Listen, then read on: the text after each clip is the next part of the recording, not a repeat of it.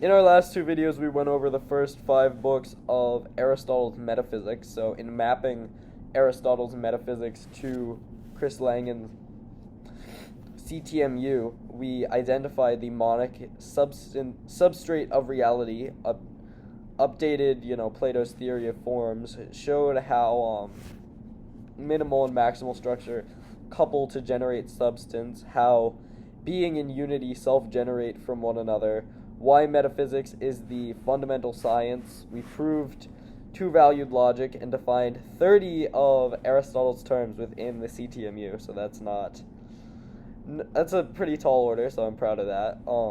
So if you haven't seen those videos yet, you should. I'd recommend you watch that before, but we will start with book Epsilon of the Aristotle's Metaphysics, book 6, through probably book Kappa, book 11. So book 6 says, if there is a class of things which is eternal, immovable, inseparable, the study of such things precedes the study of science and mathematics. So Aristotle calls this study theology. We call it, metaphysics, which means higher order physics, which is that in which physical processes are embedded, which is why it's called metaphysics. So beyond physics rather. So because it is that, that in which physical states and their transformations are embedded. So it's called theology because Aristotle says if anything is said to be divine, it must be this sort of things which deals with the highest category of being, which can be generically defined as God. So if there's no substance other than those which are formed by nature, so this is the philosophical position now called metaphysical naturalism, which is self-contradictory, is science will be the first science. And metaphysical, and this stance is pretty broadly followed by academic scientists who are trying to find a purely physical theory of everything which unites quantum mechanics and with relativity, without embedment within metaphysics, and this will be to no avail because this study ignores the fundamental properties of the reality in which its physical processes are embedded. So namely, cognition, perception, creativity, language, etc., which are all the domain of the CTMU metaphysics. So that's why metaphysics is said to be the most general science.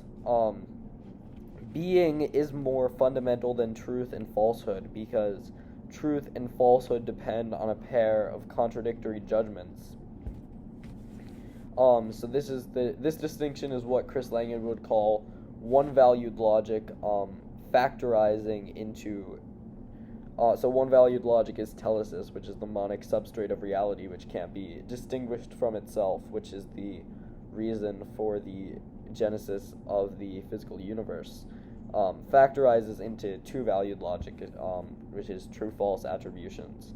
So what Aristotle says here is actually technically incorrect. The truth-falsehood distinction, lowercase t, is embedded within an absolute truth, which is synonymous with being.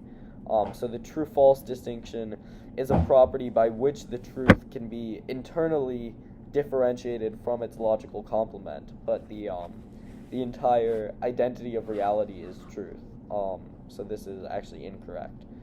So book Zeta, book 7 says, the soul is the substance of living beings, meaning that, so the substance, remember, is that which couples minimal and maximal structure, which is the identity of an individual, so the ensemble of material states composing the individual, and all the operations and definitions which map between the material states and the individual comprise the soul, which is a unity which encompasses the individual.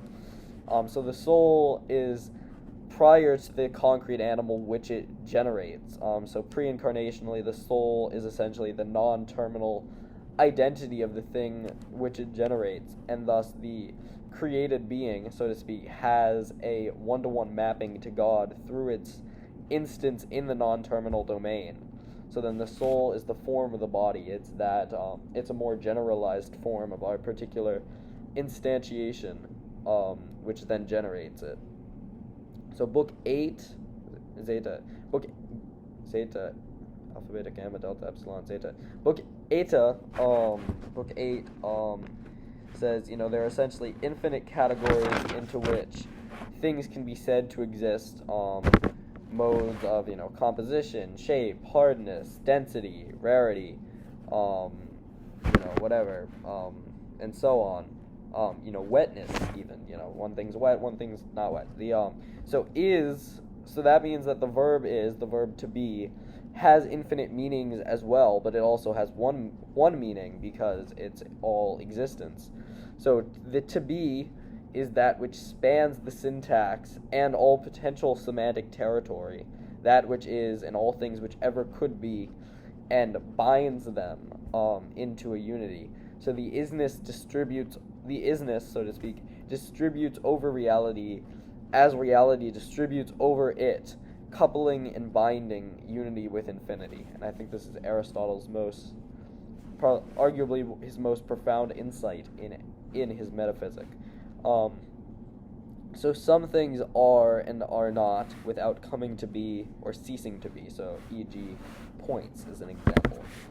So in the CTMU, the set of all points comprise a manifold, which is both fixed and dynamic. That it represents it's a mathematical structure which represents the fundamental nature of reality as it evolves over time and encompasses all possible states within it. So these points, which are called syntactic operators, are the fundamental material cause of all things which Aristotle sought. So matter and form are the same. So in the CTMU, this is actually taken literally because they're distributively coupled. So one as the potential and one as the actuality. So it is the potential which collapses into the actual matter at every moment. So a block of wood is potentially a statue. So we're now on book 9, book Sigma males. Just kidding. A block of wood is potentially a statue. A man is potentially wise if he, incurs wisdom. So the thing which stands in contrast to each of these things which exist in potentiality is actuality, is what is actually true. This man is an imbecile. This block of wood isn't a statue, it's a block of wood. So in the CTMU, the potential generates the actual states. So the potential...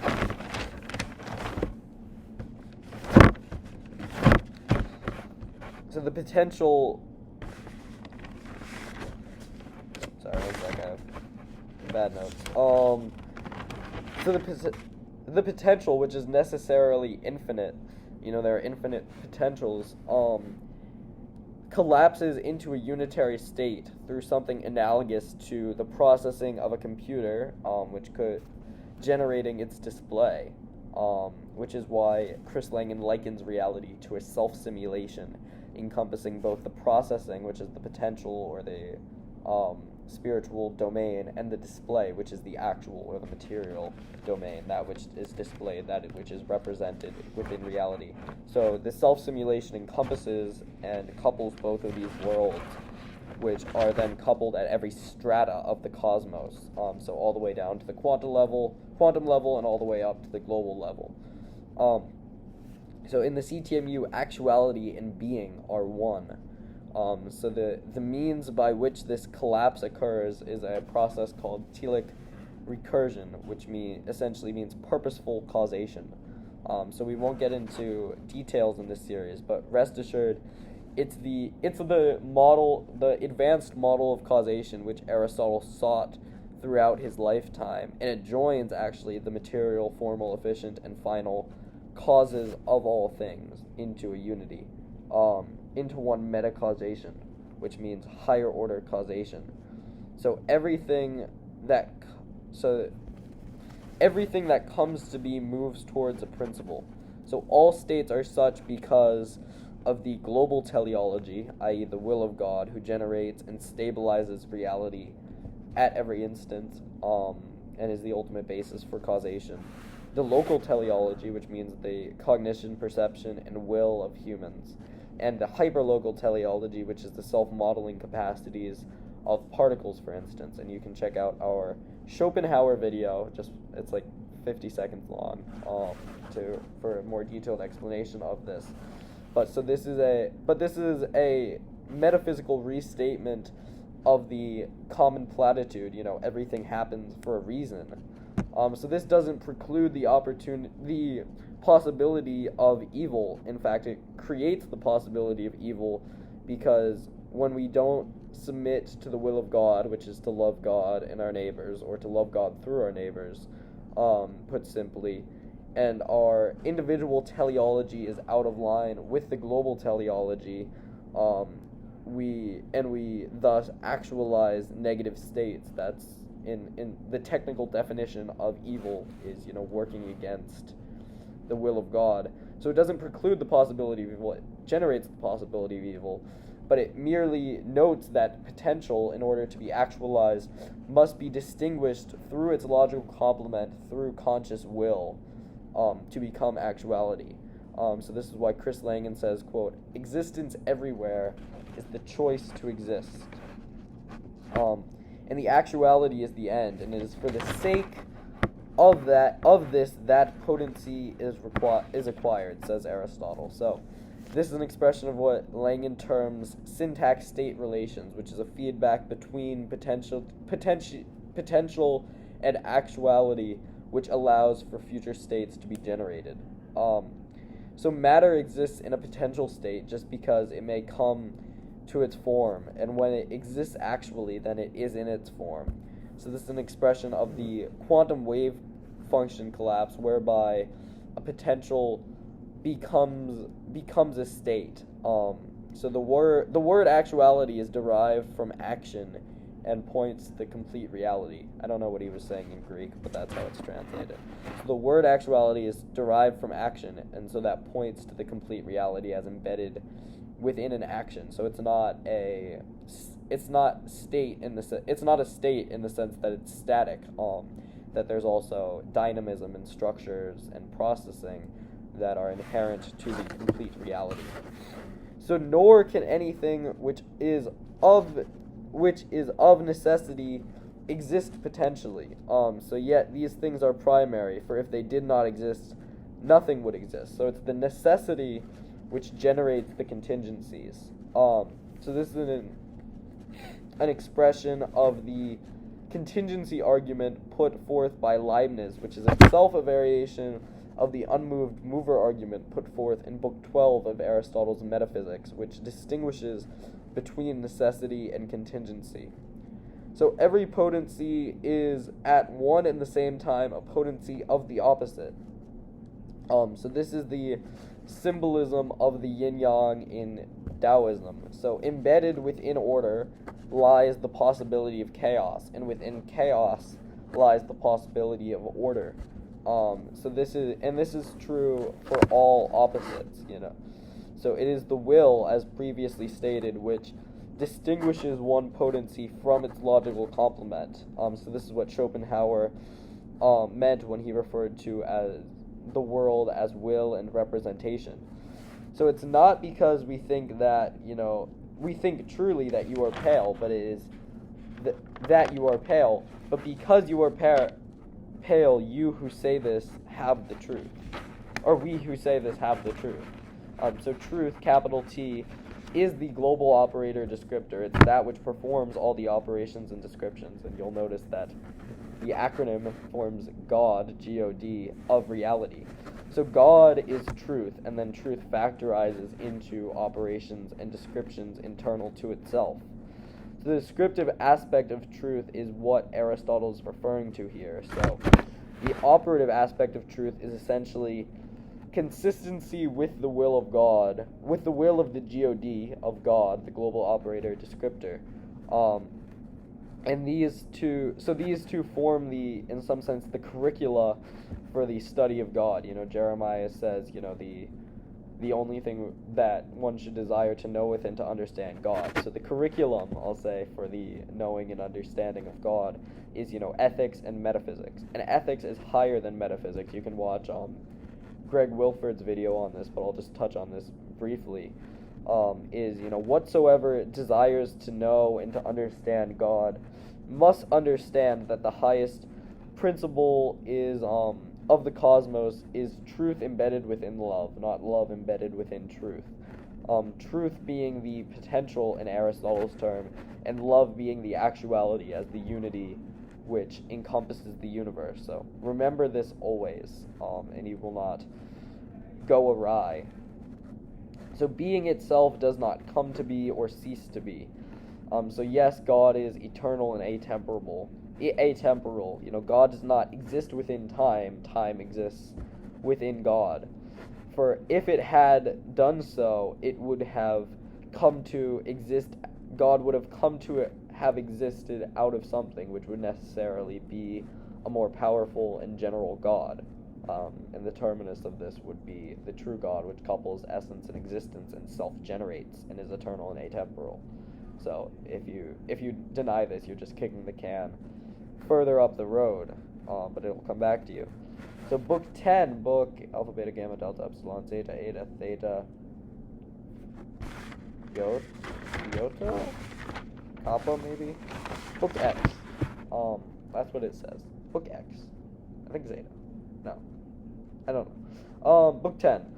So to be one means to be indivisible, being essentially this, and capable of being isolated either in place or in form or thought.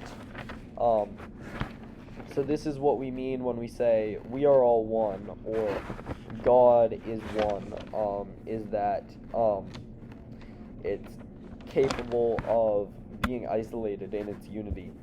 So knowledge, cognition, and perception we call the measure of things for the same reason, because we come to know something by them. So this is why the CTMU is induced from cognition and perception, because all of our thoughts and sights are filtered through them. So this is why Protagoras, who's a pre-Aristotelian philosopher, says, man is the measure of all things. So this should be updated to say, knowledge and perception are the measure of all things, which sometimes occur through men. So unity has just as many definitions as being. So the physical universe, this is a quote from Mathematical Metaphysics, which is one of the channels in my description, which I say you should check out, and you should. So he says, the physical universe is the most complex instance of the number one. So recall from the first video that unity and existence are synonymous from the second video, maybe. I don't know. That unity and existence are synonymous. To be one is just to be a particular thing. So the next thing Aristotle says, he says, for the other and that which it is other, then need not be other in some definite respect, but that which is different from some particular thing in some particular respect, so that there must be something identical by which they differ. So this is a very abstruse statement. It's very clunkily worded. Maybe it's better in its original Greek. But this is an expression of what Langen calls syndifionesis, which is sameness within difference. So essentially, for me to even, I went over this earlier, so essentially for me to even notice that two things are different, they must exist within the same informational medium, which allows for my cognition and perception, or more basically, a broader category which contains both differentia. So, for example, Jupiter and Mars are different, but they're only different because they're both planets. So the study of metaphysics is then that which spans all differentia into a unity. So the infinite inequalities then collapse into equalities. So, if x is not greater than 6 and x is not less than 6, then x is 6. So this is the infinity as potential terminating on itself to provide a single value, as described earlier. So we're now on book 11, book Kappa. So if we treat demonstration as primary, the science of attributes, physics, is the first philosophy, the most general philosophy. But if we treat what is truly primary as primary, the science of substances, of being, of existence, then metaphysics claims the title as the most general discipline.